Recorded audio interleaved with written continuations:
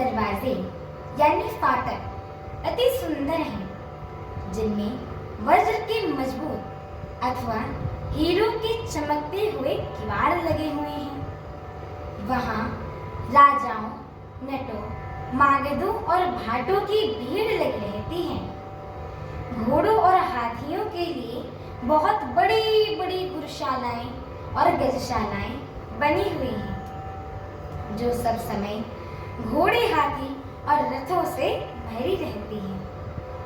बहुत से शूरवीर, मंत्री और सेनापति हैं। उन सब के घर भी राजमहल सरीखे ही हैं। नगर के बाहर तालाब और नदी के निकट जहां तहां बहुत से राजा लोग उतरे हुए हैं। वहीं आमों का एक अनुपम बाग देखकर, जहां सब प्रकार से सुशोभित था और जो सब तरह से सुहावना था, विश्वामित्र जी ने कहा कि हे सुजान रघुवीर, मेरा मन कहता है कि यहीं रहा जाए। कृपा के धाम श्री रामचंद्र जी बहुत अच्छा स्वामी कहकर वहीं मुनियों के समूह के साथ ठहर गए। मिथिलापति जनक जी ने जब यह समाचार पाया कि महामुनि विश्वामित्र जी आए हैं, तब उन्होंने पवित्र हृदय के, ईमानदार, स्वामी भक्त, मंत्री, बहुत से योद्धा, श्रेष्ठ ब्राह्मण, गुरु शतानंद जी और अपनी जाति के श्रेष्ठ लोगों को साथ लिया और इस प्रकार प्रसन्नता के साथ राजा मुनियों के स्वामी विश्वामित्र जी से मिलने चले गए। राजा ने मुनियों के चरणों पर मस्तक रखकर प्रणाम किया। मुनियों के स्वामी विश्वामित्र जी ने प्रसन्न होकर आशीर्वाद दिया। फिर सारी ब्राह्मण मंडली को आदर से प्रणाम किया और अपना बड़ा भाग्य जानकर राजा आनंदित हो गए। बार बार कुशल प्रश्न करके विश्वामित्र जी ने राजा को बैठा दिया।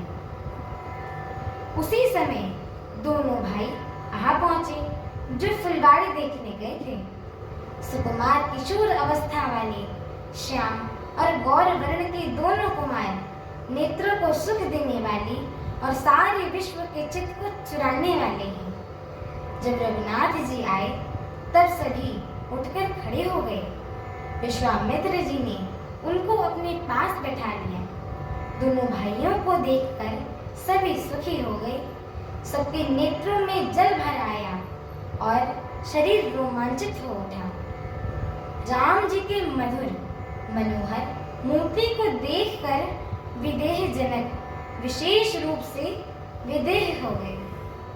मन को प्रेम में मग्न जान राजा जनक ने विवेक का आश्रय लेकर धीरज धारण किया और मुनियों के चरणों में सिर नवाकर गदगद गंभीर वाणी से बोले।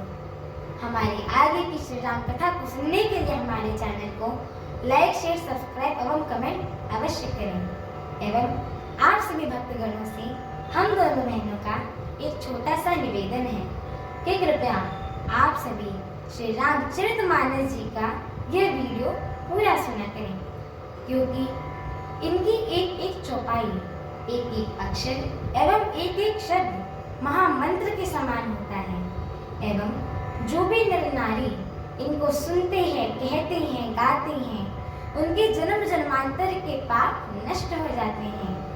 इसीलिए एक बार जोर से बोली सियावर रामचंद्र की जय, माता जानकी की जय, पवन सुत हनुमान की जय, जय श्री राम। जय श्री राम।